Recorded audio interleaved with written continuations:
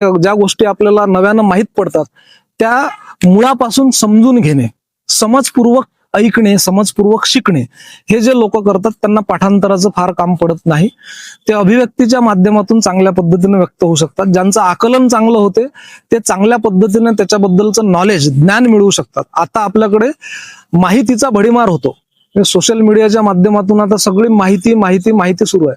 पण नॉलेज ज्या वेळेला प्रसंग येतो त्यावेळेला त्याच्यामधून तुम्ही आउटकम करण्यासाठी काय करता ते नॉलेज आहे.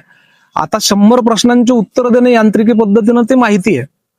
पण अभ्यास करताना आपल्याला हे सगळं समजून घेऊन जर करत असू तर याच्यामध्ये वेळापत्रक मी अगोदर सांगितल्याप्रमाणे, फिजिकल फिटनेस, मेंटल आपण स्ट्रॉंग असणे मेंटली, आणि सगळ्यात महत्वाचं म्हणजे आपल्या आवडीच्या गोष्टीसोबत अभ्यास करायला शिकणे.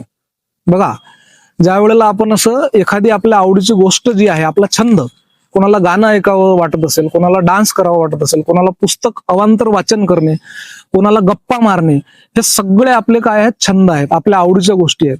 आणि जेव्हा अभ्यास म्हटलं की त्याचा एक नकळत ताण असतोच, त्याच्यासोबत जेव्हा आपण अभ्यास करतो आपण तो एन्जॉय करतो. आणि म्हणून अभ्यास आपल्या आवडीच्या गोष्टीसोबत आपण जर का केला तर तो निश्चितच चांगला आहे. आणि याचं रिलेशन करिअर सोबत आहे.